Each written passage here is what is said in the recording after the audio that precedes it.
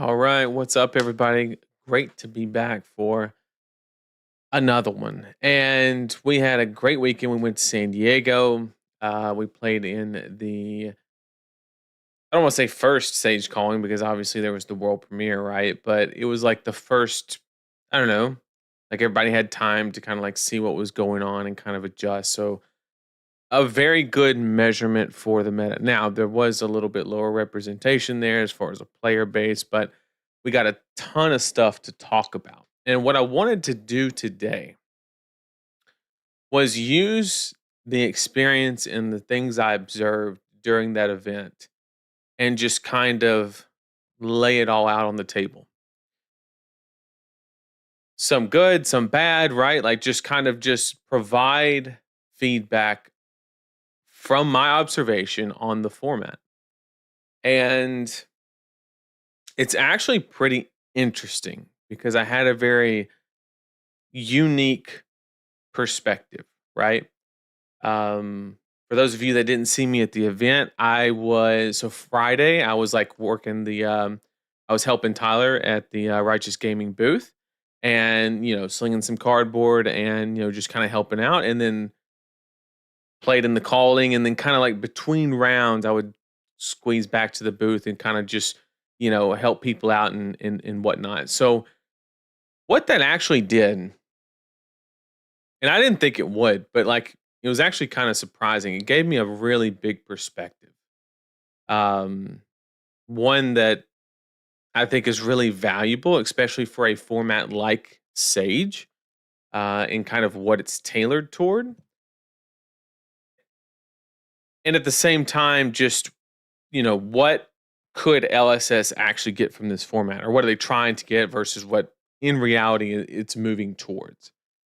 And it just provided a lot of, I don't know, a lot of observation points and some data points as far as, who was buying the product, who was asking about the product, what types of things they were interested in the product, right? I got that perspective. I answered those questions. You know, so it was extremely valuable. I got a good perspective from playing it, obviously, from the competitive side, talking with the competitive players and myself playing the event. And then also at the same time, just seeing that aspect of it. So from this event, I don't want to say I got every angle of it, but I would dare to say most of it and kind of who was liking it, who wasn't, what were some of the complaints, what were some of the praises.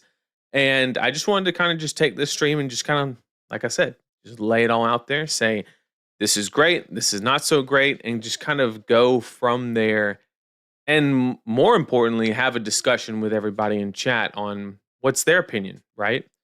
Before we start anything off, okay, I just want to kind of mention, okay, your boy put Kano as best deck in format. And then literally 4 days later, wins both events. Okay? I just want to say I have receipts. Okay? Even though my favorite hero in the game won the calling, and I had every reason to be biased, I went with the hero that won the battle harden or the showdown, whatever you want to call it.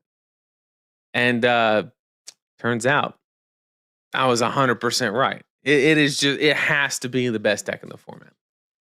So if you want the most accurate tier list in the game, you know where to go. I mean, it's obvious at this point, right? In all seriousness, I'm surprised Kano wasn't in C tier with how well he did on the weekend, but we're just going to scoot past that. Can they ban Decimator, or would that remove Warrior from the format entirely? That's an interesting point. We're going to get into those topics, right? When we discuss Silver Age and kind of maybe some of the weaknesses, or I don't want to say weaknesses, I just say it's an aspect of it. And does LSS want to focus on that? Do they want to lean into it? Do they want to lean away from it? That's a decision ultimately that they get to make, but we just get to say that this is how it is. And maybe this is how some people feel. This is how some other people feel, and whatever the case may be. So that's definitely one of the things that we're going to discuss today. So let's just do a small recap. I played KO at both events. Not the best deck in the format, the second or third best deck in the format. Really good equipment suite. I didn't want to get blown out by ice, which was the idea of why I didn't play Briar. All in all, solid on the weekend and went X3 both days. And they should give us super rares, steel rares, right? Well, I mean, it has rare in the name, I guess. You could make that argument. Um, but KO had a little bit of variance in it. I also could have played a lot tighter. And the die roll is just let's start there. Okay. Let's start on that. That's a good thing to just start on. Okay. In a 20 health format, I can count on one hand the amount of games that at the conclusion of the game, the winner of the die roll was not mentioned by myself or the opponent. I can count on one hand the amount of times that did not happen. So, what that means is obviously players think that the die roll is very, very impactful.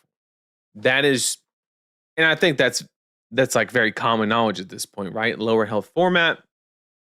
Typically, most decks starting with tempo is very advantageous, right? It's definitely worth more than just having one card in arsenal or maybe filtering your hand or whatever the case may be. So it's very advantageous. And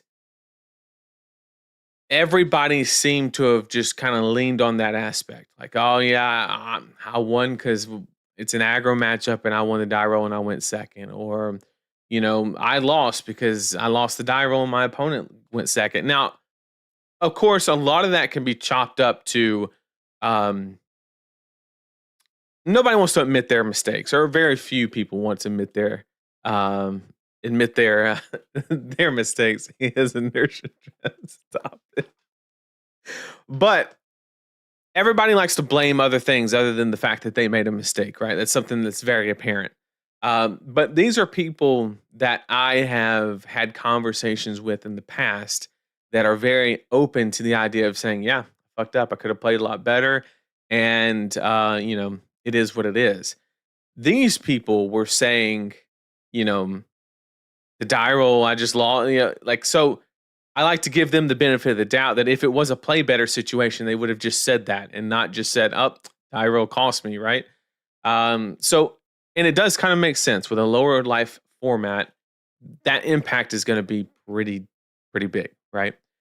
And that kind of leans me to my main point that I want to push with the Sage format. And that is, I don't know, I'm trying to find the right way to say it.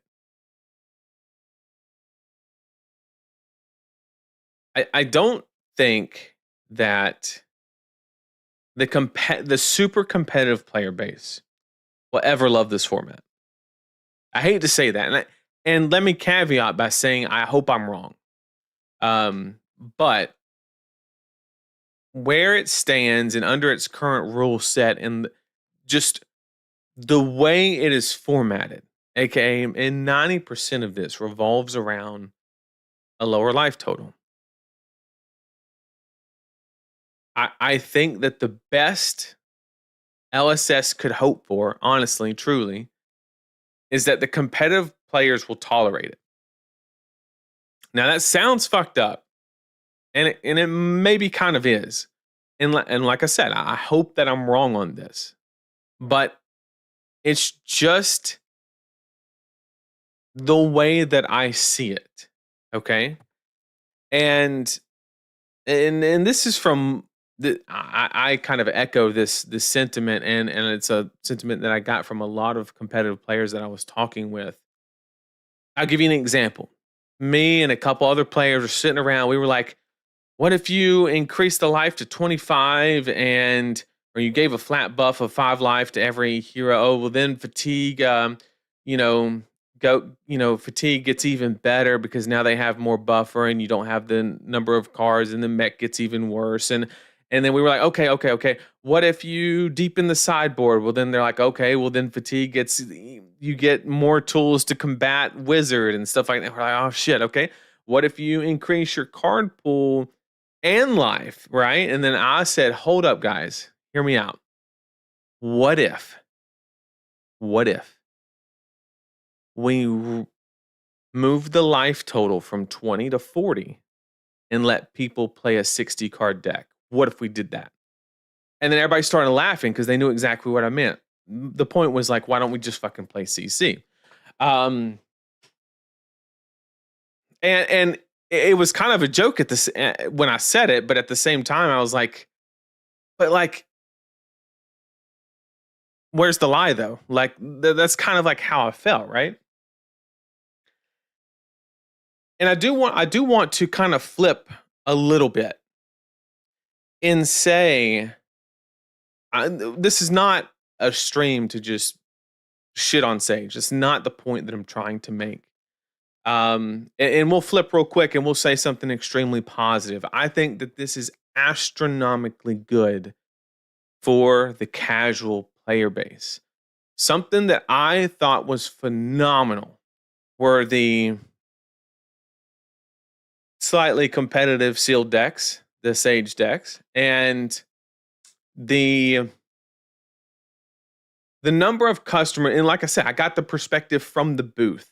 We had like couples coming in and like they were trying to get their partner to like play Fab with them. And this was like a great way to like, you know, introduce them to the game. Like that type of stuff is amazing, right? It's great for the game.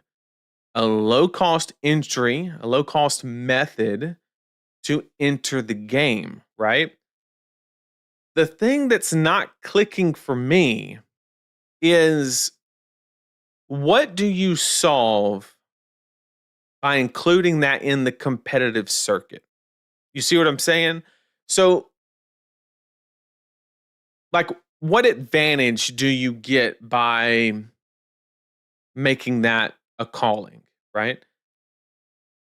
Someone might say, well, it's a low cost entry to get into the competitive aspect of the game.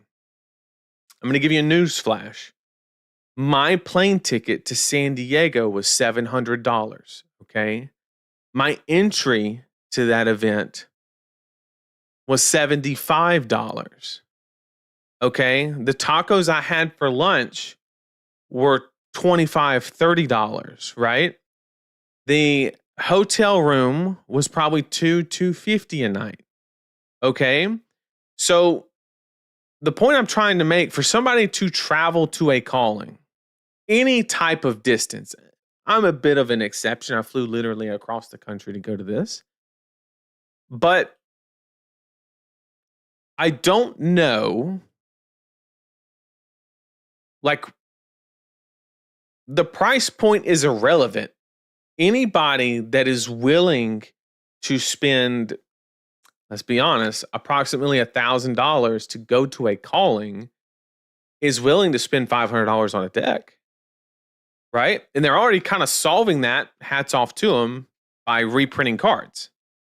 So, and the prices of cards are coming down. I saw a CNC going for like $50. That's crazy.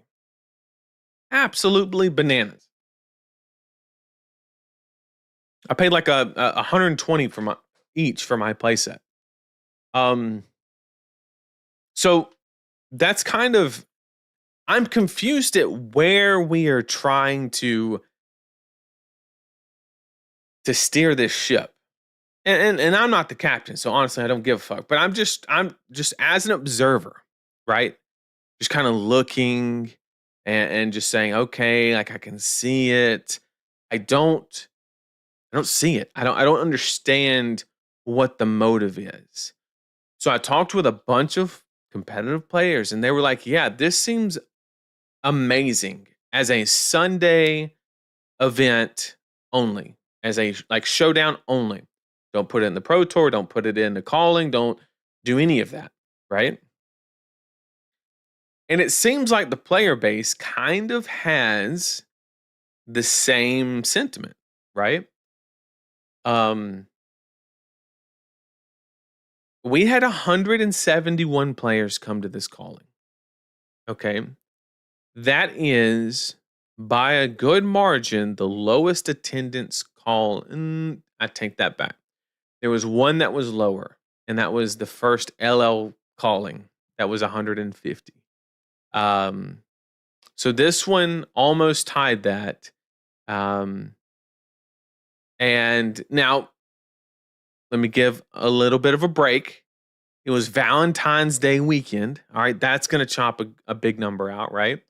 It was an expensive area. It was a nice area though. The venue was great, absolutely phenomenal. But it was an expensive area, and that might deter some people. Also, as the West Coast, I get it. But at the same time, you have to.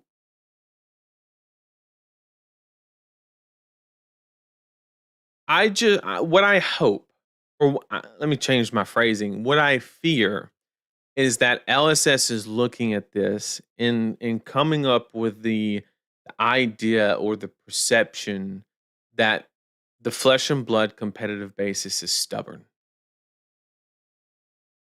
That's what I fear, because what that thought process or statement would be, and I'm not saying it exists, I'm just saying it's possible. I think LSS needs to just take a step back and ask themselves why people play the game. Truly ask themselves why people play Flesh and Blood, and more specifically, why they play CC. And I think the answer to that is, from a mechanics basis, it is the best card game, in my opinion, ever created, or that I have played. Okay. I can't say ever created because I haven't played them all. But on the market right now, it's the best mechanically designed game, probably. I think that's a fair statement, or at least one that's worth debate. But what fuels that mechanic structure in the game of Flesh and Blood is a look, the storyline that Flesh and Blood has created, that if you practice this game, if you get good at it, you can consistently be at the top. We have seen this time and time and time again with Jacob Clements. We've seen it with Michael Hamilton, Pablo Pinto, all these amazing players, right? Just continually performing at the top, right? Those storylines. Here's the point that I want to make to really sell this and send it home. Okay. In the US, around the first RTN season, there was a major shift from 20 life blitz format, way underpowered because this was like Monarch era, to CC. Like overnight, everybody in the US quit playing blitz to play CC because LSS said this is our competitive premier format, and everybody just, I swear, it was like literally overnight, just stopped playing blitz for the most part from the competitive level, and everybody went to CC. If I would make the statement that if that never changed, none of those storylines would exist. If the game maintained at a 20 health format, those storylines would be gone. And I'll explain why. Mathematically, if you have a 20 health format, okay, if you are a way better player than your opponent and you draw a bad hand, you have less runway to make up the difference in skillful play. That is a mathematical deterministic fact, okay? Just like the same thing in reverse. If you made it 60 life format it would only exaggerate the gap of skill. Okay. So if you made it somehow 60 life and then you scaled the number of cards, and you did all that math and like made it the similar format, but you scaled everything, you would literally have the same people in every top eight. You would have a pool of like 40 players. And if you weren't in that pool, you had no shot. And then like 40 at 40 life, now everybody kind of is in that contention. Like it's possible. You got to have a good weekend, but like you still really got to work at it, but you can get lucky, right? At 20, it just goes out of the window. It's too variable. And we just wouldn't have got those storylines. That we wouldn't have had the consistent. Now, I know a lot of people are probably thinking, well, Jacob Clements, they won the calling, right? And he's still doing it, and that is correct. And he also had a phenomenal deck list in a brand new format, right? And probably, just guessing, has been grinding this format for the past 2-3 weeks or whatever, and just outworking everybody. Like that's just the reality of it, which hats off to him, respect, right? Same thing for Michael in the finals, right? And once more people get reps and understand the format, that advantage, it doesn't diminish, but it does get it does become deflationary. Okay. So that's just a reality.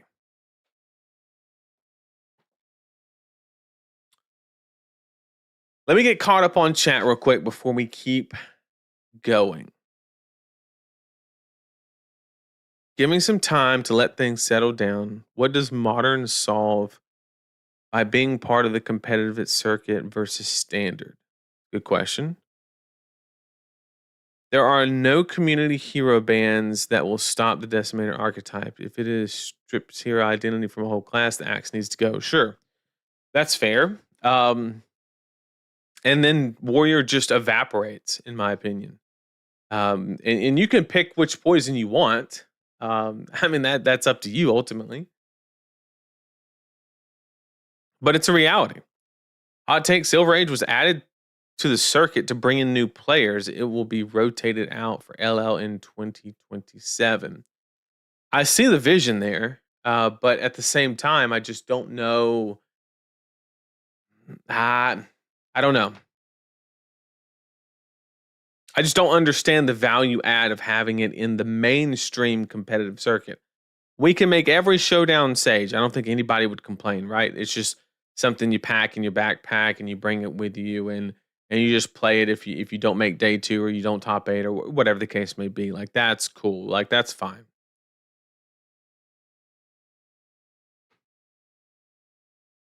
Good evening to you as well. This was on Valentine's Day weekend, right? Yeah, that's correct. LSS needs to react quickly if players don't want it at competitive level, not to force it like they tried with LL.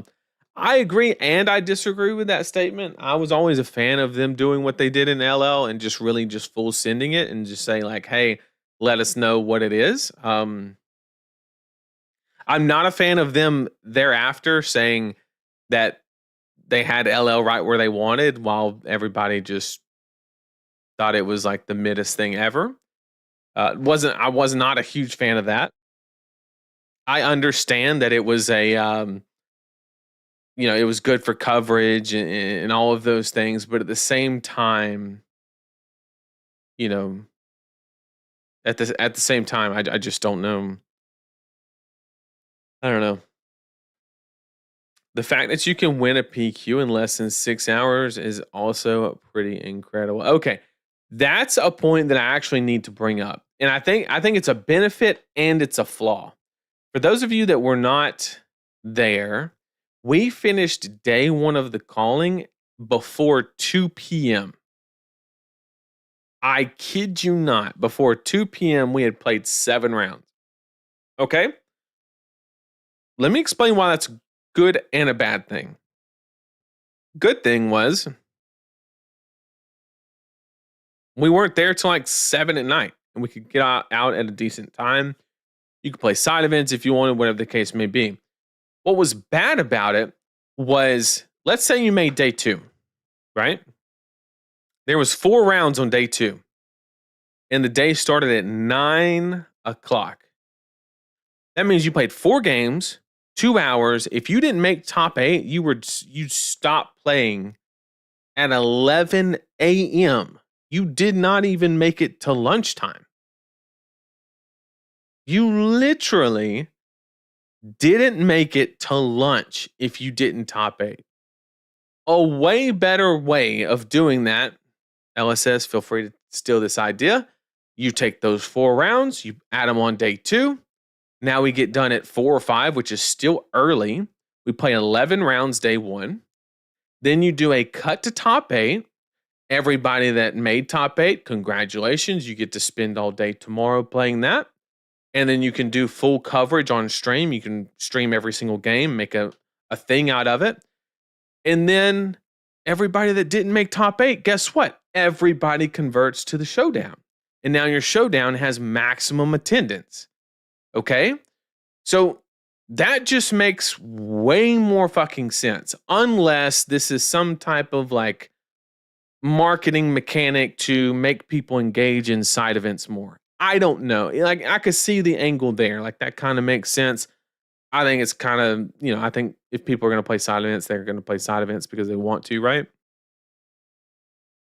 But I just think that's a way better way of doing it. Just do the 11 rounds on one day. I know it's a lot of rounds, but if you look at the first Pro Tour in Jersey, the battle hardened was Blitz.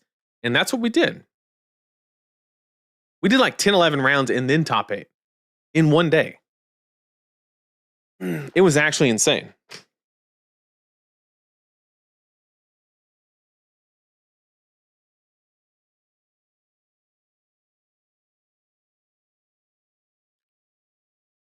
Why don't people want to try our game and play $120 for a set of underprinted staples? I don't know if that's fair. Aren't they doing their best to like fix the reprints now? I don't mind the card being $40. I think that's a fine price for like a premium staple, right? Is that once again, only card game, like I don't have a ton of perspective on price points and things like that. I know Pokemon, you can spend like $20 on a deck. I get it. But you don't have to go that far in that direction for that to be acceptable. I like Silver Age and think it's a cool alternative to CC. We've been growing already again at our armory, and people seem really excited. Why can't people appreciate things instead of hating? Once again, it's not my intention to hate. I'm just trying to understand what it is. And I mentioned that it's actually great for the casual player base. Like, absolutely phenomenal for the casual player base. I saw a whole bunch of people play their first games. I saw people bring in their spouses and both of them buy Sage decks and leave and go play at home. Like, I saw some amazing stuff from a growth perspective. But once again, I don't know what is the purpose of injecting that format into the calling. Because if they're casuals or they're learning the game, I don't necessarily think that I get it at the ProQuest level, right? Because that's like their first introduction to the format. But that's like their first level of like true competitive play. And then they could go to like a showdown. But if you're willing to travel to a calling, like, I think you're ready for CC. I don't, in my opinion.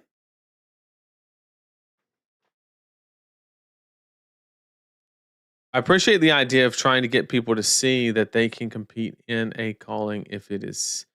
Okay. Why is a Silver Age calling more approachable? That's my question. Is it because you have to buy less cards? Because I disproved that, right? You're already spending $1,000 on your trip. Buying a deck's not an issue. Unless we're just referring to increasing local attendance, which I guess would maybe work, but those people are probably coming anyway to like play side events and stuff, and you know, like I don't see the angle. I still like LL, at least more than Sage. No, I think Sage is great for what it is. I'm just not entirely sold on what exactly it is. What if Sage was a format where you bring 3 decks, each player bans one before the round starts, then you play the game? So I like that idea, but it's a complete disaster on a logistical. Like, you're not going to ask somebody to bring 3 decks. That's just a pain in the ass. Okay, it was bad enough going through the bulk and finding the one. Okay, now you tell me I got to bring 3 and practice all the matchups for 3 different. No, I think it's cool. I like the little pick band thing, but I think it's a little cute. I don't think it's. I think they just need to bite the bullet. And if they do a Sage calling, I don't know why they don't do this. Make it a fucking team calling. It's so easy. It is so easy. A team Sage calling would go hard, is all I'm saying. All I'm saying.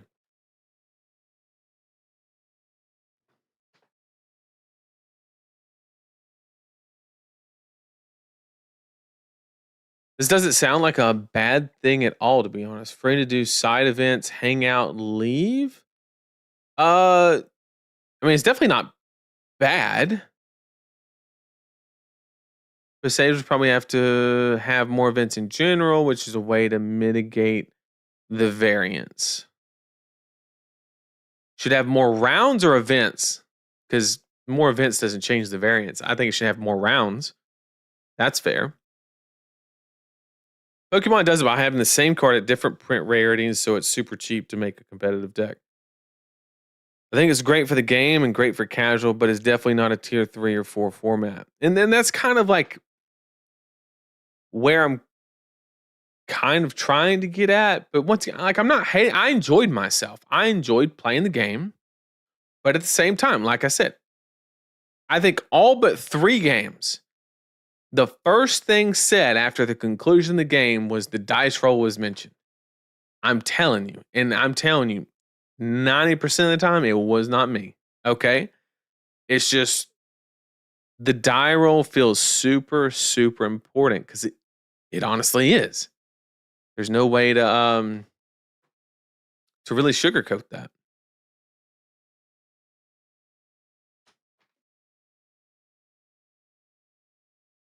We need Silver Age as a bridge between competitive and casual players.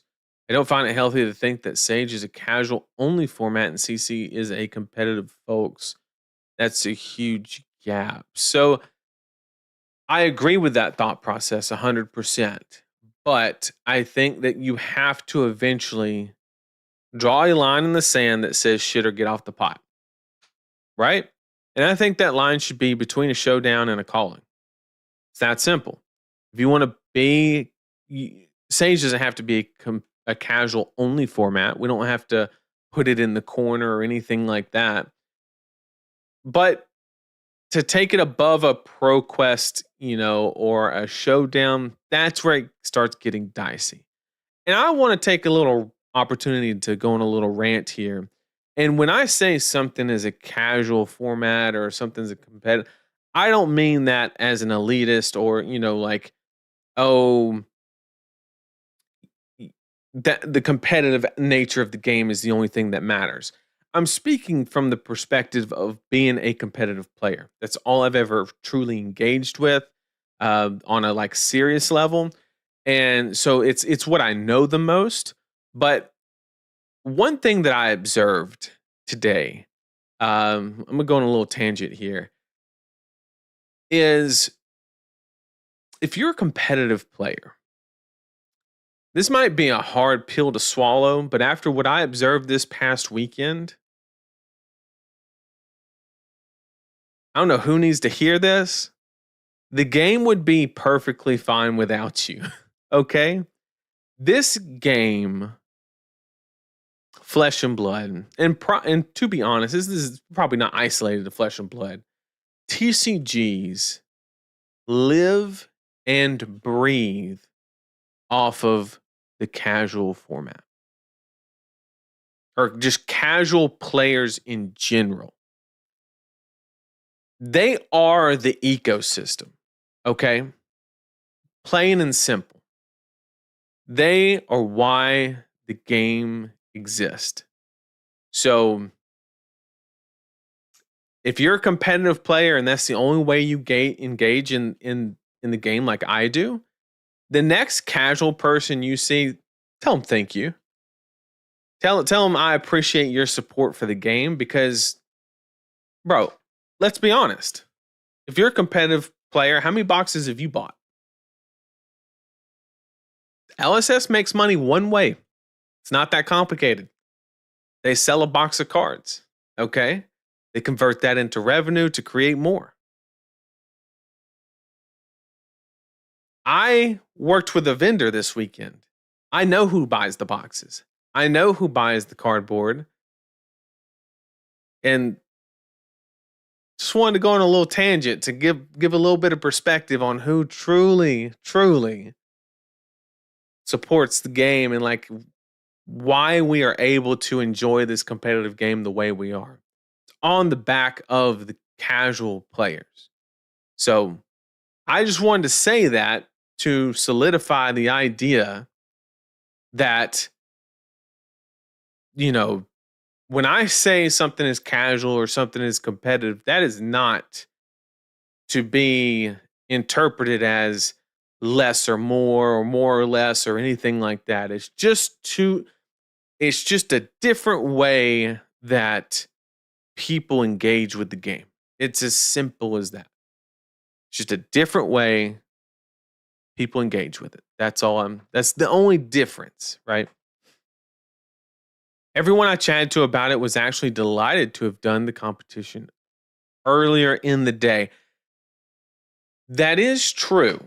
And it was myself included.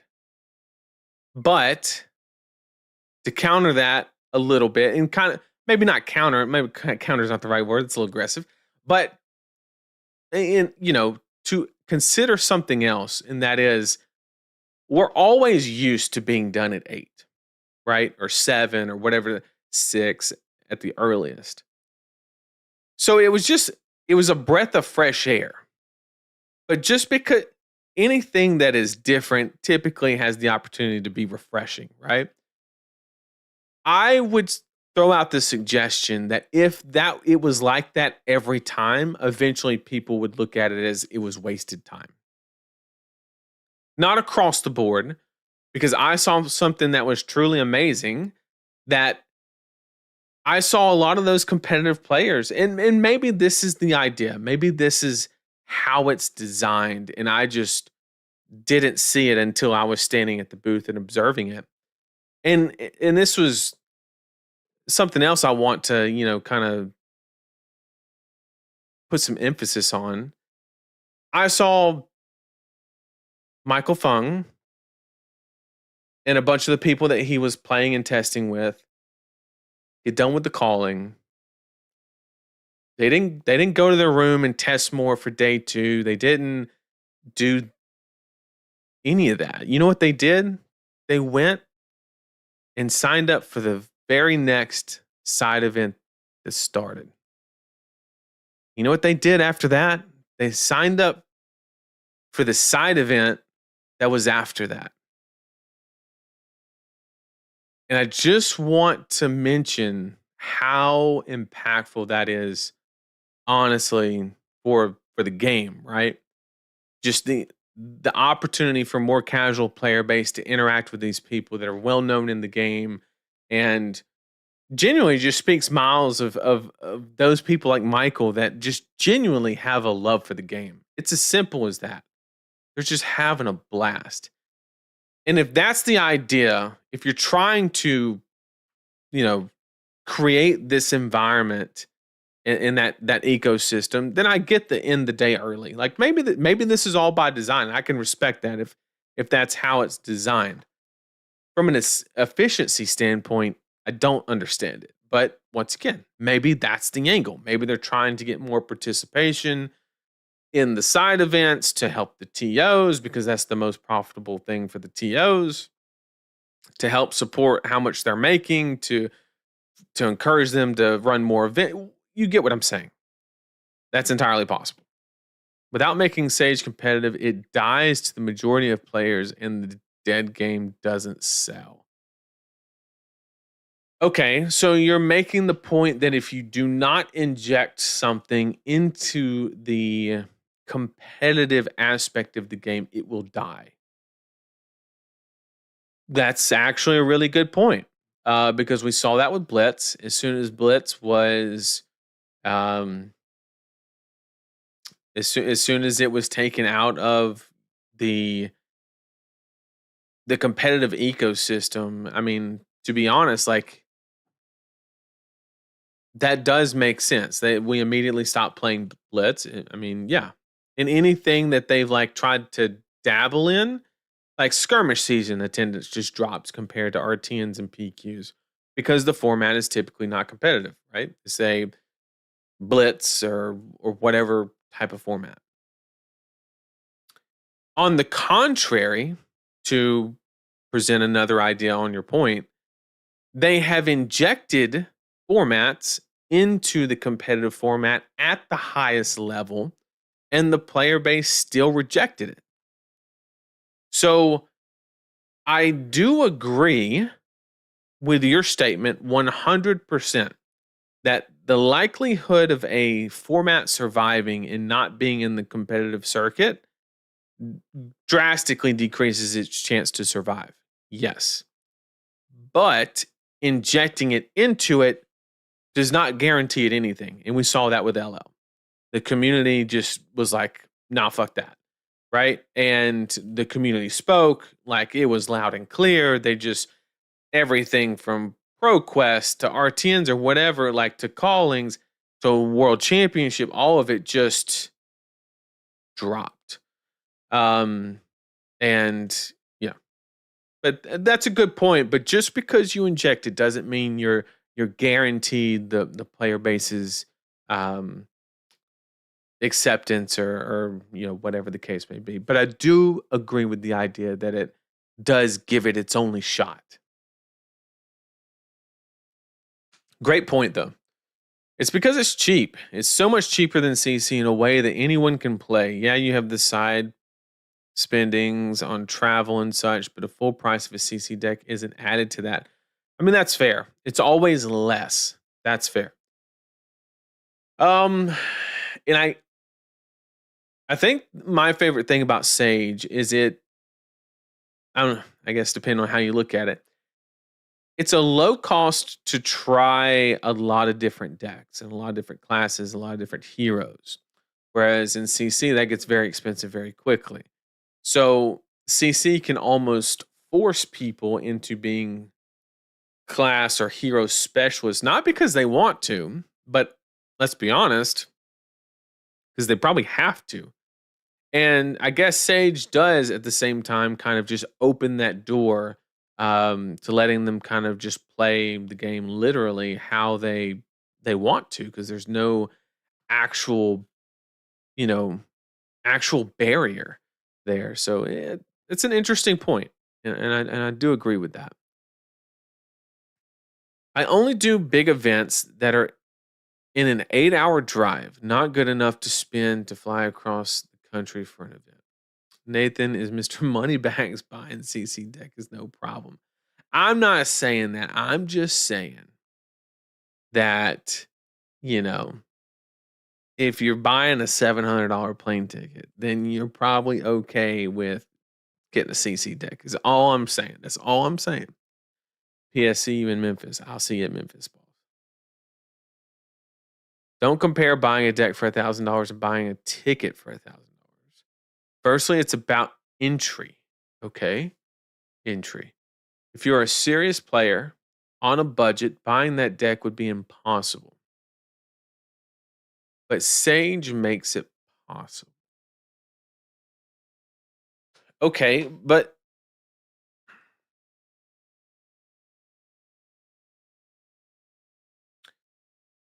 Okay, so you're saying that somebody can be serious about the game, and we'll assume that serious means like practicing, being competitive, getting good at the game, but they don't have the resources to buy a CC deck.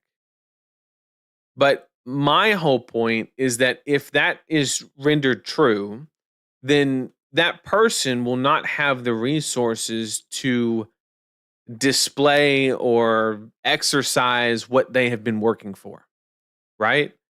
Like you can sit there and grind all day and be the best player in the world and then only go to callings that go to California, right? Like I'm not hating on that. Like if that's what you want to do, that's what you want to do. I'm just saying that that is such a small percentage of the player base that, you know, I don't know. Just saying. I understand your point. I do get it. I just I don't know.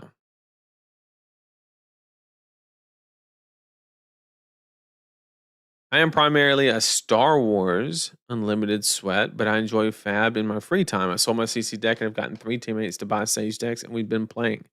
I've loved watching the callings.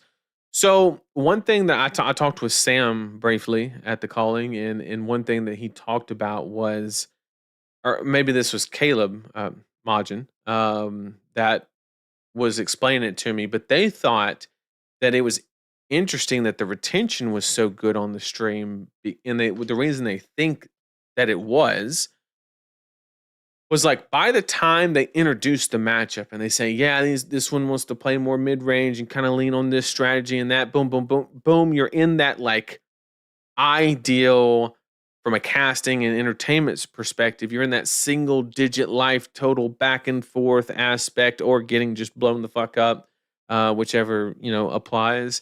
And like, there's no it's just straight from like setup to action, right? And there's no, it's just boom, boom, boom, boom. And then Ethan's obviously already done an amazing job at, cutting the downtime between the matches and all of that stuff. So it really creates just a really good product.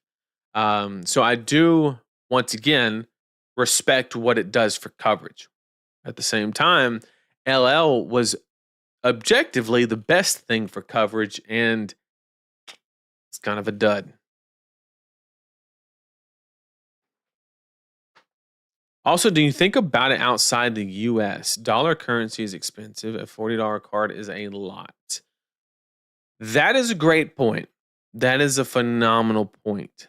Um, and I actually did over the weekend because we had a conversation about Brazil and the prices down there, and you know how I learned a lot over this past weekend. And by the way, I am trying to go to Brazil. Hopefully we'll be there. Trying to go in May or whenever Sao Paulo is, but definitely looking forward to that if I can go. That community is just passionate about this game. But that's a good point. The discrepancy of the dollar and the difference there. That's perfectly valid. Perfectly valid. I am from Brazil. So boom, easy. Done. Asking for a new player that they need 70 plus legendary or a play set of 40 cards apiece is a slap to the face. That's a fair point. That is a fair point. That doesn't only apply to TCGs, that applies in video games. Interesting. What about having Sage be a best of 3 with sideboarding between games?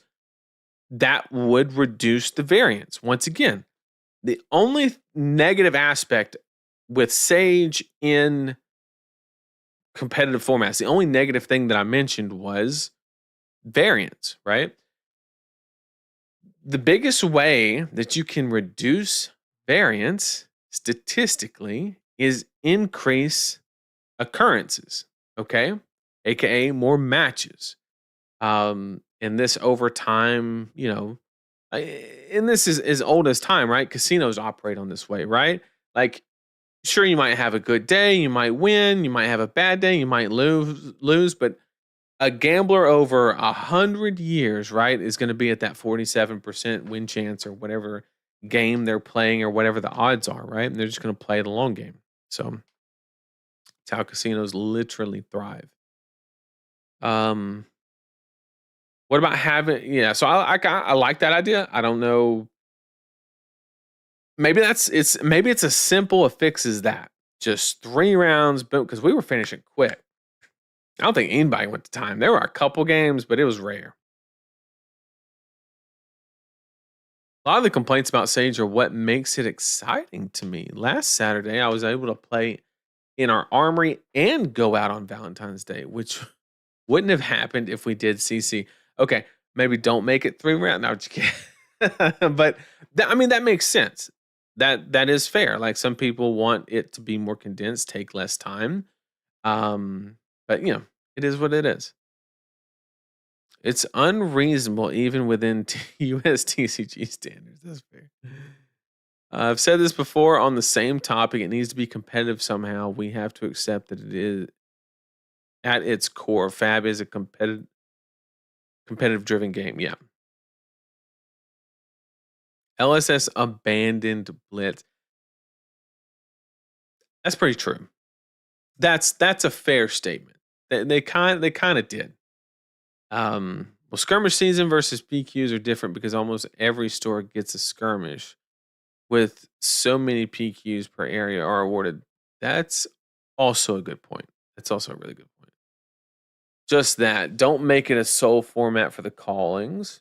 That's just boring for some of the majority. CC is too big of an investment for others, so they can't let go of it. It's what's more fun. That's fair. I think an interesting approach, piggybacking on your thought, to have Silver Age in the showdowns only would be to have them on a second stream with some newer casters. So I like the idea, but one thing that you have to be careful with is dividing your player base. Okay. Fab is way too small to be doing that. If the game was much larger, I'm 100% on board with you. But things like viewership and stuff like that, it works on the basis of an algorithm. Okay. I'll give you an example, right? A Peanut stream might have 100,000 viewers. So people that don't even watch Peanut, when they log in to YouTube, boom, there he is, probably, maybe, right? And so the better a stream is doing, the more exposure it gets, and it's exponential almost. And so I like the idea, but executing that would kind of kneecap the viewership or the exposure that the game gets on the different streaming services. Something you have to keep in mind. Later down the road, where we don't rely on that to grow our game, 100% run it, right? The difference between LL and Sage is the barrier to entry, and that's a huge strength. Okay. Okay. Time out. That is not the difference. There's so many differences. Keeping CC as the premier format, but having other formats that are lower barrier like Draft and Sage funnels people. That is true. That is true. Um,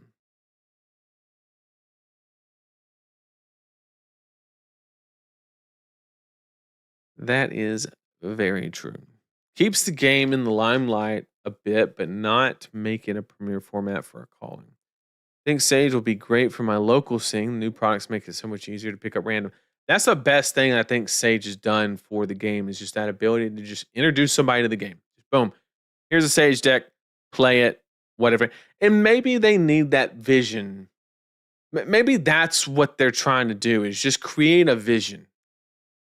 It doesn't mathematically work out that way, or it doesn't translate to that, but just maybe they need something to aspire to, right? And I can respect that angle, right? Like, okay, the whole idea of Sage is kind of like a marketing thing. It's like, I'm not about to say your $20 ticket to okay. Pass. Pass. No, I'm not going there. I'm not going. Oh god. Okay. Anyway, moving on. I think Sage will be great. Sage makes locals feel the meta shake up more real being Sage makes locals feels the meta shakeup more real, being more easy to obtain every deck in the right. And that's kind of what I was getting to, where they can just kind of like, you know, play. They're not locked in due to price. 100% agree. Speaking to me, started as warrior, been pretty hard to switch. Once something catches on, it's money to switch. Yeah, I mean that seems like a lot of players in the player base. Only do events that are within an 8-hour drive. Cries in Alaska. Oh no, not Alaska. Uh, some heroes completely lose their personality in Sage. Yes, that is true. But what if they just have a okay, like DGA, I'll give you that 100%. Like every warrior is just going to be DGA, right? Which is a problem. There's no hero identity. There's only a class identity. That's an issue. However, if like I don't know, a hero plays a certain way in Sage because that's the optimal way that it plays and it's different than in CC, I think that's okay. I think that's actually a great thing because it can be like refreshing. I agree with that a lot. They lose archetypes too, like Icelander and Verdance, both lose anti fatigue in game plans. Yep. But that's probably for a good reason, maybe. Can we make a tier list of what kind of players like Silver Age the most? Stop it. Best of 3 Sage. Sage will allow more people to try Fab before they invest a lot into the game. That's why I loved Commoner. Sadly, I think Sage will struggle with the same problem as Commoner. Everyone plays X. Yep. Somebody say Brazil. I am hoping that I'm gonna let you know when I lock it in, but I'm confident. I'm hoping because I've been saying that I need to make my way down there. I'm telling you that community is just they're just on another level. Now, playing X is what the banning system is supposed to address.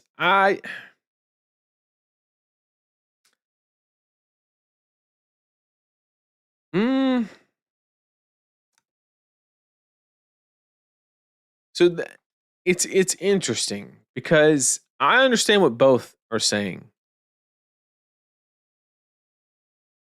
and I'm kind of I'm a little bit worried about balance in Sage. I'm gonna keep it a buck, okay? I'm never lied to y'all, and I'm not gonna start today.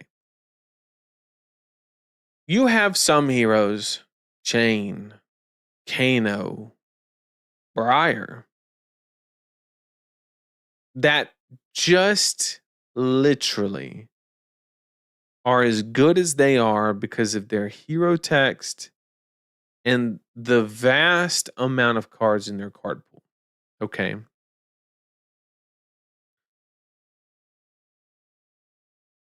Let's take Kano as an example. Let's say you wanted to balance Kano. Currently, it is my opinion that he is not. He is way better than he should be. He has just as much armor as a lot of other decks with the 3 block arms when you have no hand. I mean, the shit is just absurd. Okay, you start at 20 life because of that.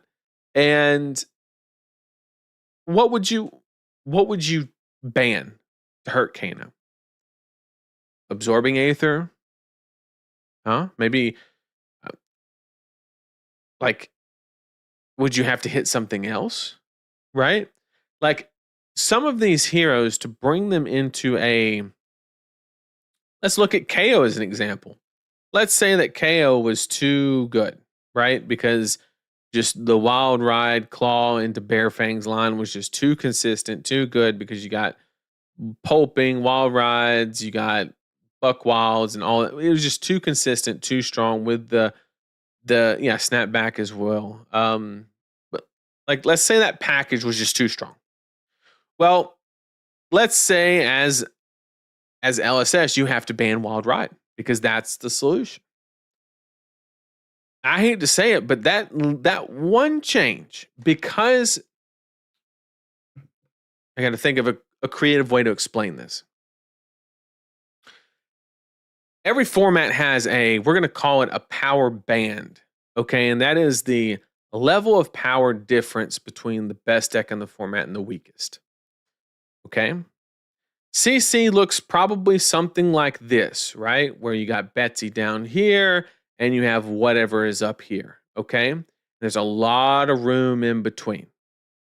Well, in Sage, you probably have something like this, where, yeah, there's some bullshit decks, but like fundamentally, if you were to break out the average value per turn that each deck could produce or normally does produce, it's probably, on the upper end, 16, 17, and on the bottom end, it's probably like, I don't know, 12, something like that. So there's not that much of a band, right? You're not going crazy into the 20s, you're not going down into the 10s. It's just, there. You take Wild Ride from Kano, they go from here to here, right? And it just cripples them on one card, right? But then there's some heroes that, like, taking that one card just doesn't do enough. So I don't know. Like, Chain aside, right? Chain is a whole basket of problems by himself, not even including his card pool. But then you have Briar, where objectively, Lightning is just the best talent in the game right now because it's the easiest way to throw 0 for 4s. Simple as that. Nothing more complicated. You start taking a couple, you would have to go 3, 4 Lightning cards deep to actually impact before they just move the next card up, right? And it's just, it's a little absurd, right? And so I am a little worried about the balance in Sage. I just feel like you have to be Warrior, perfect example. We know what has to be, or not what has to be, that's the wrong language. If you think that Warrior needs a ban, there is only one card. Well, I take that back. There's multiple cards. You could take like Failing the Swing, and then that would be essentially the same thing as banning DGA, because it would be just as unplayable. And then you just, like, sure, you solve the problem, but now Warrior's just dog shit tier. Like, absolutely just dog shit. Okay. And I don't know, maybe that's okay. I don't know. I'm interested to see what happens as far as the bans, how they choose to balance. Because right now, in the environment that they tested, quote unquote, it doesn't seem super balanced. I mean, I would say the only true innovation that we saw from last week to this weekend was Tao Tao's new list. I think that's the only, that's like the only thing that was like a true innovation, in my opinion. And it was just to kind of target on Briar and make sense. Got it. But I don't know. Maybe it's early. Maybe I'm just judging a little bit too early. And I don't know. I don't know. Silver Age is a good entry point, but legendaries are cost prohibitive to the point that no one wants to buy into CC at any level. Legendaries need to cost half as much as to make it worth the hassle. Okay, that's fair.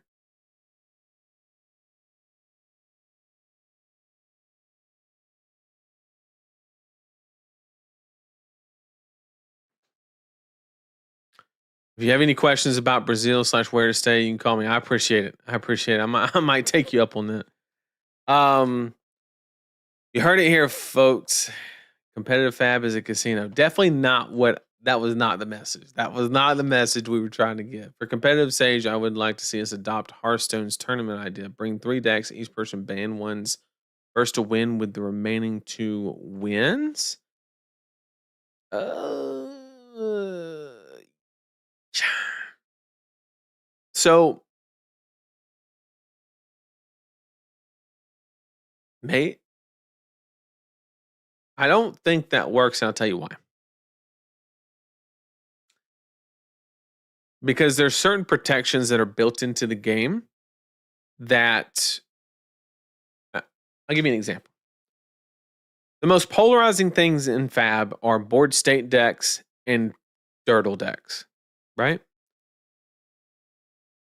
Theoretically, somebody could just bring 3 Dirtle decks, okay, and then just ban your board state deck. So that would mean, by definition, to protect yourself from the Dirtle. What I'm saying is, you can ban the polarization out of the game, which makes certain strategies just way more advantageous than the others. So that's just something you got to consider with that idea. How many $100 plus generics do you think we'll see in the next set? Hopefully none. Are you hearing of others groaning that their PQ is Sage? No, I've not heard that complaint. I don't mind it. I started with heavy hitters and got thrown into CC playing Olympia. It was pretty painful playing armories against $500 decks and still trying to figure out what hero I enjoy. That's true. I don't mind burning $20 on a new hero. That's a fair point. One thing I've noticed is that even with reduced ways to gain life, life gain is still a very important factor in deck building, like KO Dorinthia using 4 Sirens. Yep, that is very true. It's likely that Sirens probably catches a ban, to be honest. And I'll say it now, I expect an emergency ban of DGA and Aetherweave by the end of the month. I don't know. I feel like some cards don't belong in Sage, like Lightning Press, Sigil of Suffering, Decimator. Those are fair points. But they need first do a good support to Warrior before. That's true. The voting system is a rotation valve. It will be interesting to see what happens on the first vote. Yes and no. Like, let's just fast forward in the future. Let's say we did a vote tomorrow. Everybody knows what gets banned. Kano and Briar. 100% are the 2 heroes that don't make it. And then there'll be some random third, right? We ban 3, or do we ban 2 and then the devs get 1? Either way. Then there'll be like 1 wild card. It might be KO. It might be whatever the case may be. But that's what's going to get banned. Okay, maybe Enigma just for the hate, right? But we just know that's going to happen. I guess the question is like,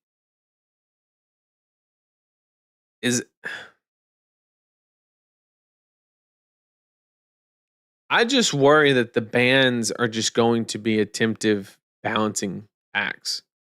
And maybe they can do a good job about doing a ban announcement before the community vote and then afterward as well.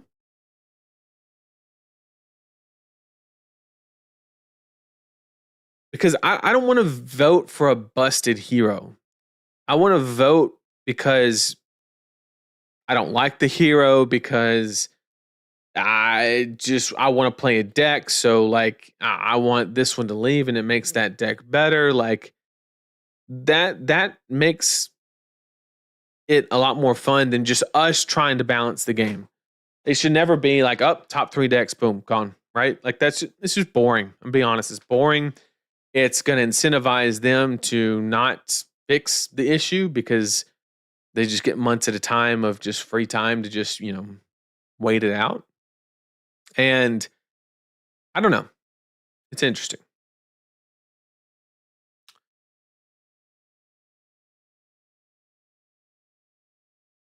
The bans in Sage are fake. If you ban Briar, just swap all those cards to Aurora. That too.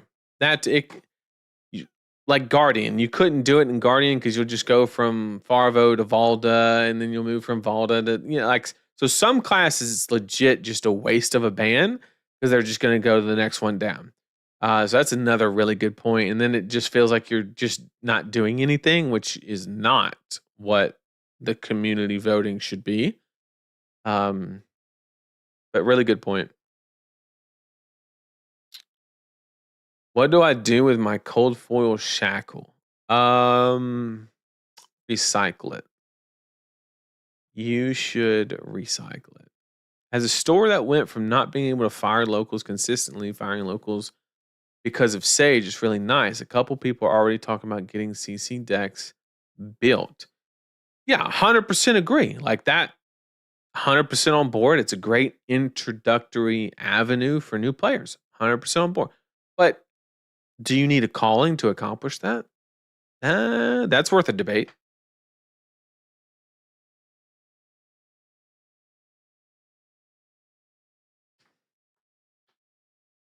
Can we make a ban list tier list? Oh my god.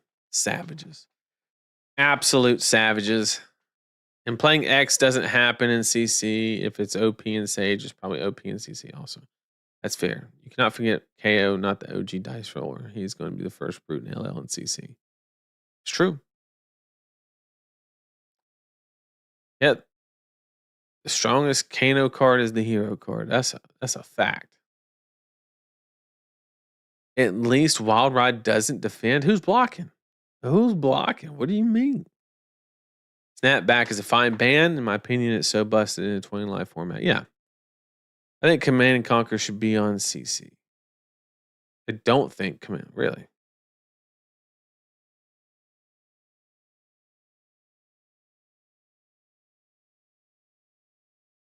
I don't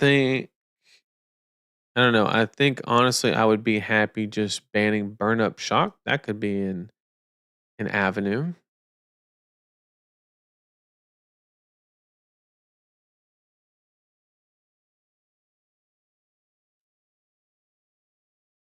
My next going to be Aurora, Briar, and KO. Hell yeah. Jude on Enigma. Or June if you're on the FabTCG website. Terra, highest day 2 conversion of any Guardian, were also innovative. That is actually true. Enigma, I kind of knew about. But Terra, great point. Forgot about that one. I got fatigued by Terra on KO. Absolutely bananas. I could have played a little bit better. Like there were some spots where I was like, probably shouldn't have done that. Should have sided out Yellow Bear Fangs for alternate. Like there's some min-max stuff that I could have done. I'll own that. But the matchup wasn't particularly close, to be honest. So maybe even if I did do those things, maybe it still ends up the same way. But having Staunch and Turn Timber and a bunch of other shit, it's kind of egregious, to be honest. It's kind of egregious. Something that's pretty small but real. Wizards, commons, and rares jumped. I was putting TCG card together and it was like $75 for not an exhaustive set. That's interesting. Players that go for the simple 0 for 4 aggro deck don't have enough imagination and patience to test deck recipes. I feel attacked. What's wrong with 0 for 4?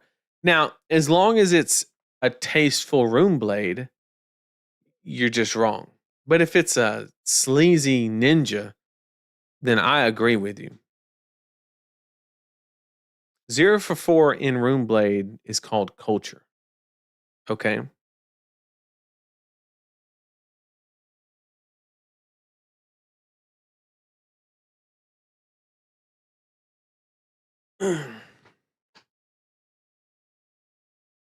Just make a rule that none of the 3 decks are the same classes and should help. Okay. That is a way that you could kind of move that. I don't mind my PQs being Sage. I do hate that the nearest one is 4 hours for CC. Yeah, I haven't heard actually a single complaint about Sage PQs. Why would somebody complain about? I mean, you're qualifying for the Pro Tour that doesn't theoretically have Sage, maybe, possibly. I don't know. Um, Send a message, ban cavd. Stop. Stop. I think people are so focused on net decking that exploration, like the new deck, nice, is not being explained. And that entirely could be. That entirely could be. That we have to give it a little bit more time. But we'll see. Only time will answer that question. We can speculate as much as we want, as much as I love to speculate. We just have to wait, see how the cards fall. Nathan, then about having 3 matches with the same deck and the one who wins 2 of the 3 matches. Yep. Should Chain/Briar just be permabanned? Briar is not broken on her hero ability, I believe. So she is savable. I am in camp. Chain just needs to leave. Or you have to errata him to the point to where it's not even the same hero. So you ultimately ask the question of why he's truly there. I am in camp like Chain. You're just not meant for this type of format. Really, for the game in general. Period. I'm on board with that.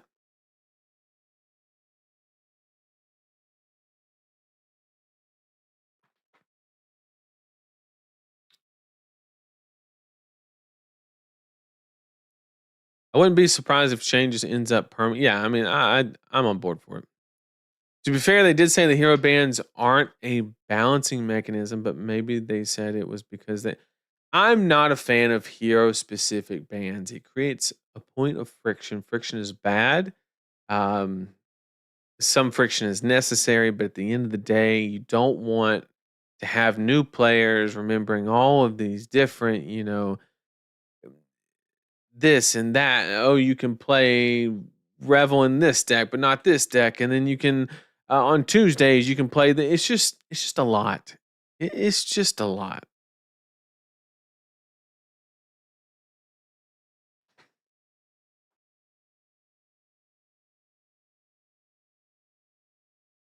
Use Sage as a way to get into CC. Get your gym packs, trade or sell card you don't. Well, yeah, that's fair. Normal, I guess, but my LGS losing players with the speed of their hero LLing and being left holding the bag. That's fair. I was surprised to see the low number of players in San Diego. Any feel for why that was format? It was Valentine's Day weekend. That automatically, historically, you know, would mean a lot of players wouldn't go. 2, this is what I was told. I'm not a Magic player. I don't. I'm not even going to pretend to be, but this is just what I was told. I was told that Magic stopped having pro tours and big events and stuff like that all the way on the West Coast. Basically, the farthest west they would ever go is like Las Vegas because attendance just was never good. Maybe flights are too much or venues are too much or whatever the reason is. There was a big move in Magic where they just stopped having events along the West Coast.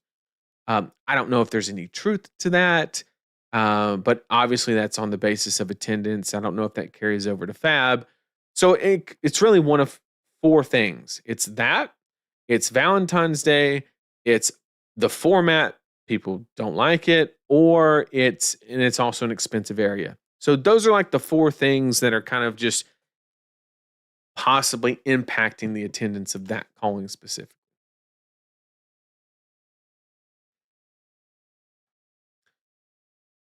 Can we get the Runeblade culture remark on a shirt? I mean, Kyle's the guy for that.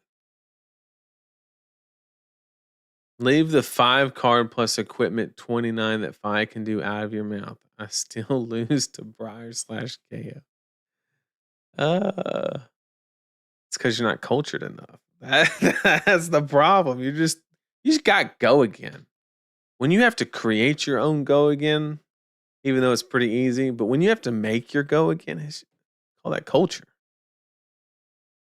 I like that there's 2 different ones. I just don't like the distance between the 2 we get. Yep. Nathan, I am blocking. I'm testing Fatigue been set. That sounds phenomenal. The PT will probably draft. Yeah, I think they've actually said that. Um, that'll be the first time that draft returns to the game. Don't quote me on that, but I thought that's what Brian said during the keynote during Worlds. Less points for LL with half Sage PQs, a little lame. I mean, that's going to be our best data point, and I hope they just give it to us straight. Okay, if the number, what should happen, if Sage is what we say it is, super easy access for players, all of these different things. Here's what should happen. Where we had LL and CC attendance was here and LL attendance was here in the PQ season or RTN or whatever it was. Like it should theoretically be the reverse where Sage should, because you're getting newer players and things like that, and people just trying to play the game. Like it's a $20 deck, right? You have no reason not to show up, is the idea. So if we're really going all in, then when we get the data, when the data lands, and I hope to God they don't try to hide it. They just need to say how good it did comparatively, and we're gonna know. We're gonna know if we go up to a Sage Pro Quest and it's 20 people. We go to the CC when in the same area it's 40. We're gonna know. We're not idiots, right? So if that happens, that's gonna tell us everything we need to know. And I know people can reach in their pocket, oh, it's a brand new format. It hasn't had time. Like, I'm gonna keep it a buck with you. That's a personal problem. Because you can always make an excuse at the end of the day. I know this sounds, but I'm just gonna keep it a buck, right? You can always say why something didn't happen. If you have a smart individual with a good head on their shoulders, they can draw a line and say, this happened because of this. And if you want proof of that, look at any news station that ever existed, right? They have a narrative they want to sell. They draw the line, boom, it happened because of that. That's like their recipe, right? You do the same thing with this shit. You can say, oh, well, yeah, it's a brand new format and people just don't want to play it, haven't had enough time. And, like, we're going to know. Okay, PQ season, if it's not receptive, if it's not doing what it is intended to do, does that mean they should pull the plug or eject? No, but I'm just saying, like, keep it a buck with us. Don't sugarcoat this shit. Don't say, yeah, we got LL right where we wanted it when just everybody did not like it. Like, the only positive thing about LL was the coverage. Like, come on now. Like, let's keep it real. Let's keep it real. I'm only getting into Fab now because they have an affordable format. Well, that is great to hear, and welcome to the game, and I hope you have a phenomenal time. Also, side note, Runeblade is just the best class. I didn't make that choice. It's just the truth. It's objective. It's a fact. So pick your Runeblade, play it, enjoy it, love it. Hope you enjoy the game. Nathan, I knew you would say that since you're a Briar enjoy it. Well, gotta keep you honest, Flights being 500 plus wasn't a good deal. That is so true. That is so true. Nationals is draft. Ooh, that's a good point. That's a good point. People need to stop hate on Chain. No, look, I love Runeblade, but Chain is a problem. Okay? I'm telling you, you could ban the cards to oblivion. Okay? And a chain deck will still outvalue you. Imagine if a chain deck just did like dumb shit, like it activated its hero ability and went shrill into hit the high note. Like, that's all it did. It just activated its ability, went 2-card 7, and then a free 6 into a 3-card 13. And that's just all you did. You had a blue, you had a shrill, you had to hit the high note, you make an aura because you make the shackle, and you just go oop, oop, oop. Like, you can't competitive players will find a way to break that hero ability. I'm 90% positive LSS is going to try banning a couple shadow cards, making it work. It's going to fail miserably. Somebody's going to come up with something. It's just how it's going to land. Chain is, if you don't delete the go again, don't make it more expensive. If you do not delete the go again, the hero will be a problem. You can ban 14 cards, 18 cards, 21 cards. It does not matter. It's just ridiculous, okay? And if you play Chain at Armory, you need to do some self-reflecting, okay? You need to ask yourself what kind of impact you want to leave on this earth, and is that what you really want to do? No, that's just a dig, but you get what I'm saying. Kind of off topic, for the first time here in Brazil, we have so many events that I don't have enough money to be everywhere else. RTN. That's amazing because Brazil has earned it, right? They had like 120. I died because somebody in the Discord said that I mentioned that it was 170 people, and they were like, "Oh yeah, it's just a Brazilian RTN." It's like that. It had me crying, bro. It was actually insane.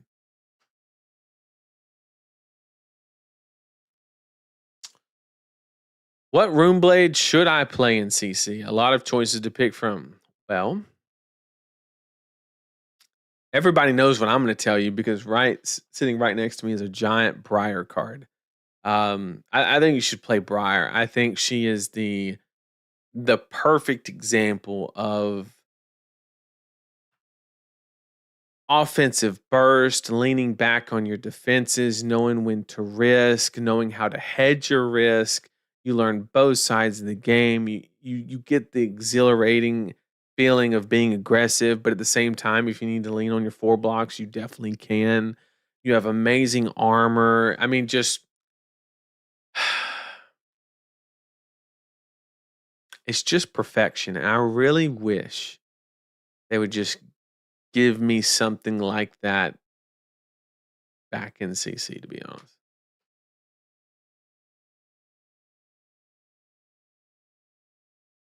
Chain is a problem. Free go again, plus more cards to play in Banish is just insane. Yeah, I'm not even counting the free cards. Just the go again is crazy.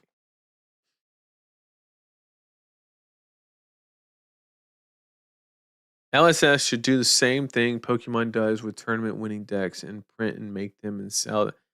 That would actually be kind of dope. And then it could do like signatures on them from the people who won or something like that. That'd be pretty sick. Same issue with Briar. Their hero text is just too good. Stop. Pump the brakes. And ask yourself, is that truly the problem? Are embodiments that good? They're good. But is that really the problem? I don't know. Bro, me and my full Rainbow Full Chain, Commoner, Soul Shackle, Rune Chant, Coldful, just flexing. That's what I'm talking about. So I'm talking about print class armor that gives health bonuses to a hero at the beginning of the game. It's called Blade Beckoner equipment. KO and Rune Blade is just so good. Yep, I agree. What Nathan forgot to say is that Chain and Vincent are the best Rune Blades. That is not what I said. That is not what we said. So, in summary, the main point that I really just wanted to drive home was I think that Silver Age is amazing for the game from a growth perspective, from, from introducing we saw a bunch of examples in chat about armories growing or being an avenue into the classic constructed. Bro, just I don't know. But it's an entryway into classic constructed, and I get that, I respect that, and I definitely agree with that sentiment. The only thing that I question is why it has to be at the calling level or higher. That's the only thing. And also, just to kind of add another layer to that, I don't know if that will always be the case. Like maybe they change some rulings and or they achieve like a crazy amount of balance. Like I don't know. I'm just saying where it stands currently, it has a little bit of friction trying to contend in those level of events um, from the competitive player base. So it's interesting. It's interesting, and I wonder what they knobs they can kind of adjust or levers they can pull to kind of, you know, lean into that, or I don't want to say fix it, but just adjust, right? Because it's brand new. Nobody, hopefully, nobody expects Sage to be perfect out the gate, right? I don't think anybody really had that expectation. If they did, they think they were being a little unfair. But at the same time, you know, we need to see results. Like there was a lot invested. You said that you tested this format extensively with these cards, and like you said, all of these things were done, and so we really need to like see that come to fruition, ideally. You know, when Nate is blindly boasting Runeblade when he starts telling you to play Briar CC in previous question was asked. Oh, the question was in CC. That's my bad. Okay. If you want to know what Runeblade to play in CC, that's an easy question to answer because there's only one. They've all LL'd except for Vinny. So, if you want to play Runeblade in CC, you should play Vinny because she is literally the last one standing. Uh, you know, is what it is. So yeah, that's kind of the summary that I wanted to kind of discuss and go over. Also, a little bit of notice. I know people are fiending over the tier list already, even though we literally just got done doing one. We do have the classic constructed one around the corner. I don't know if it's going to be. Actually, I think it has to be next weekend. I think we have to do it, or not next weekend, next week, because we have Montreal. Not, I don't think Montreal is this weekend. I think it's next weekend. So we got to do it right before, so we can say we're right after the event concludes, just like we did with Kano and the Sage one. Just saying, I put Kano as best deck in format. He wins both events. I'm just saying, I have receipts. Is all I'm gonna say. Um, but yeah, I'm looking forward to the impact. I hope the stream didn't take on too much of a negative aspect. I just want to challenge the idea of why it's in the calling level or higher. Simple as that. Um, I did not hear any complaint about any of the majority of the complaints that I heard in Sage were on the calling day, not the showdown day, because I felt like everybody just had that expectation, right? Whereas in a calling, maybe you expect something a little different from a competitive basis. So, but once again, like I mentioned before, that can be fixed. Maybe they make it a best of three. Maybe they do something creative, adjust the life total, or ban 14 more cards and create a more I don't know. I'm just saying where it currently stands, how it currently feels. That's kind of the sentiment that I got from the community. And it's also a small sample. I get that.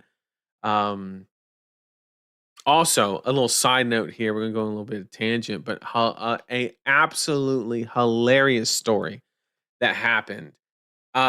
We went out. It was me, Tyler, and Joe. We went we went to go grab something to eat after we closed up shop at the venue. And so we got the food to go, and we were driving. We were not driving. We were walking toward the hotel, and the hotel is not far. Like all we have to do is cross a street and walk approximately 50 to 100 yards, maybe 100 yards, and that's it. So like we're talking a block, maybe 2 blocks, really close. You can literally see it, and when I say see it, not like the top you can see it. Okay, and there's these little carts with all the lights and the music playing. And Tyler goes, "What are we talking? We're not gonna walk to the hotel. We're gonna take one of those." And so we just load up. We get all our food. We put it in the seats. We sit down, and I look over to Tyler, and he goes. He looks at me, and his eyes are like a little wide. I'm like something's going on. He looks at me. He goes, "Bro, it's $30 a person." I said, "What?" and keep in mind, we're already moving. We are already heading in the direction of the hotel. The point at which we could have hopped off had elapsed. Okay. And it's funny because all it is it's like an e-bike, and then it's like a little carriage thing with like two seats just facing each other. And the sign that has the pricing is like on the bottom of the bench. Like literally, if somebody's sitting there, their legs could be covering up the sign. And we just start dying laughing. And I mean, I'm telling you. So we get dropped off at the hotel. And the whole time we're like, there's no way this is going to be $90 for, I kid you not, it was a 60-second ride. 60-second ride. And it drops us off. And, and the guy goes, he looks at Tyler and he says, "I usually charge 30 a person because it was such a short distance. I'll do 20. And I could just look at the look on Tyler's face, like, "Yeah, you will," and just handed him the money. This dude, I kid you not, has broken capitalism. Okay, we paid $1 a second. Okay, think about that, because we paid $20 a person, not the full 30. So we got a deal. Okay, we got a deal, chat. It was $1 a second for this ride. Okay. I'm telling you, this person is just broken capitalism. Okay. Anyway, I just had to share that. It was hilarious how funny it was. Just the look on his face, like, "Bro, 30 a person." He's like, "What did I?" Yeah, it was righteous gaming, Tyler. It was hilarious. It was a good time. It was funny. It was at Tyler's expense, but it was very funny. I'm just glad it was his idea. I would have felt horrible if it was like my idea, and he's like, "Yeah," I kind of went along with it. Like I would have been like, "Damn, I feel bad," but it was his idea. But it was good. It was good. Um, Also from the weekend, I played a game that was phenomenal. Okay. I just want to shout out. I played a game with Brandon. I think it was on Sunday, not Saturday, and we just played a game. Just an absolute joy to play with and just chat with. He asked me kind of like, what got me into the game, what got me into making content and stuff like that. And I gave him, I'll be honest, the generic answer or whatever, and he goes, "Nah, I don't want to hear the surface level answer. Give me the deep stuff." I was like, "Oh, okay." And it was just refreshing, to have a conversation like that. And I just want to say that I appreciate that interaction. And there was a lot of people at that event in San Diego. I don't know what it was. Maybe it had something to do with Sage. I don't know, but everybody was just super friendly, there to have a good time. The vibes were it's actually weird because I hate that I'm coming to this realization at the end of the stream. But I'm going to dive into this for just a second. I've always said for the longest time that my favorite events are RTNs and ProQuest. And it's because there's that competitive vibe in the atmosphere, but everybody is still hanging out. You're seeing people you're familiar with. You're just, you get to see the boys, whatever the case may be, right? But you're still like competing loosely.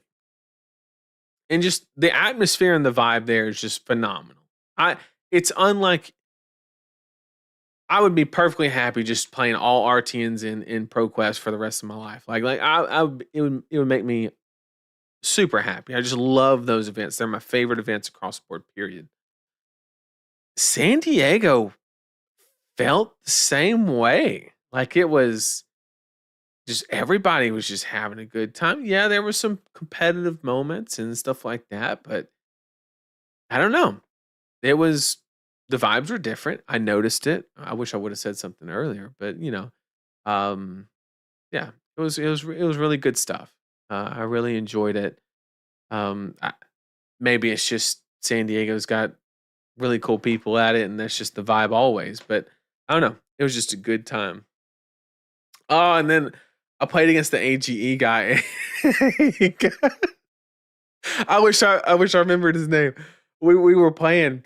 He goes, "Bro, are you going to Memphis?" And I was like, "Yeah, I'm going to Memphis." And he goes, "You know about Rendezvous Barbecue?" And I was like, "That is such a strange comment, but like, yes, the last time we were in Memphis, we went to Rendezvous.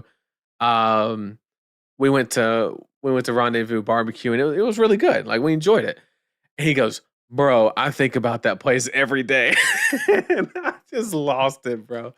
I was crying. He literally said that he thought about that barbecue place every single day. He's like, "Nah, man, I'm serious. I think about it every day." I'm like, "Holy shit." Like it was good. I don't know about that good, but it was. I don't know. I guess you don't have barbecue like that in like LA, San Diego region, I guess, but it was hilarious. It was hilarious. $3,600 an hour, you can get some crazy service for that hourly rate. That's what I'm saying. He broke it. RTN and PQ say Sage will arguably have more downtime in between rounds, gives more opportunity to interact outside of gameplay. Uh, I think it gives more time on like you can start later and finish earlier, and people aren't driving home that's like 2 or 3 hours away at midnight. Like that's amazing, right? Because now we can just finish at like 3 or 4 in the afternoon. I can have dinner with the family like that. That's phenomenal. I don't know about in between rounds because you just when everybody finishes, you just start the next round. Sage definitely feels like more of a casual vibe, and I'm loving it. I definitely think Sage is the most accessible Fab has ever been. It's a good point. It's a good point. And I definitely appreciate it. I wish I would have mentioned a little earlier in the stream, but yeah, I like what it does for the game as far in that regard. Like I said, I'm just questioning why I call it. Simple as that. And maybe there's a deep and good answer for that. And I'm more than willing to turn to LSS and look for an answer, right? On why that is. What are they trying to accomplish? Is it the vision, the aspiration of being on the pro circuit or whatever you want to call it? I don't know. Talking about it this Sunday, I'm going to play a PQ in a Japanese neighborhood. So me and my friend are already talking about where to go eat. Thanks, Sage. I'd go fast. I think it just needs some adjustments, which are on the way. Right. Once again, brand new format. They're going to tailor it. Just curious of how they do that. But looking forward to it. So yeah, we're going to do the CC tier list next Wednesday, week from today. A little bit of a spoiler. I'm telling you guys, tough nut. Keep a lookout. That's all I'm gonna say. Keep a lookout. I think the deck is I think it's actually got some legs, but we'll see. It's a little spoiler for you. Just unban Moon. Definitely not. That would be the biggest mistake in Sage. Clearly, you're an Icelander player, but that's okay. We can all make mistakes. But yeah, I'm looking forward to seeing everybody for the big one next week. And this CC meta, I mean, it's crazy because there's so much speculation on, are the new cards going to have any impact, which is valid. But also you have Fi kind of jumping up in there and kind of doing some things. But what I'm also going to have, because it's going to shift so much in a couple weeks, because we all know that Fi is going to LL probably within 2, maybe 3 weeks. So there's going to be a drastic shift right after. Um, and, you know, I don't know. Like, I'm going to have to like say, okay, in the Phi meta, they're this, and then place that. I haven't figured out how I'm going to do it because I don't want to just do a whole nother tier list in 3 weeks, as much as you guys would love that. It's not really what I'm wanting to do. So I got to come up with a creative way, and maybe it's just articulating kind of what we're expecting. Um,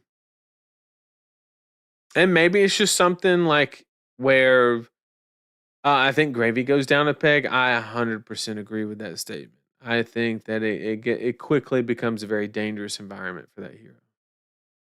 The March April meta is gonna be wild. Maybe 3 to 4 heroes. LL. Yeah, I mean, right now KO and Fi we can basically hang our hat on. They're gone, and then we'll see what happens after that. But we'll see. We got a tier list coming, and we'll get everybody right before the first big CC calling, which will be in Montreal, if I'm not mistaken. All right. Thanks everybody for joining me. I really do appreciate it. It was great hearing everybody's opinion on Sage. And I just appreciate everybody volunteering that information and kind of interacting. So really, really do appreciate it. It's a great resource to hear other people's perspectives on what's happening because I'm only one viewpoint, right? And just hearing everybody's ideas, thoughts, concerns, praises, whatever the case may be, it's really refreshing and gives more importantly, not just me, but everybody that observes this stream or catches wind of it or whatever the case may be, it gives them the opportunity to challenge what I say, right? And gives them more perspective on maybe that's not how bad it is, and maybe it is a good thing, and maybe we need to consider these different things. So I just really appreciate everybody voicing their opinions. As always, I try to say that at the end of every stream. I really, really do appreciate it, and I'll see everybody at the next one.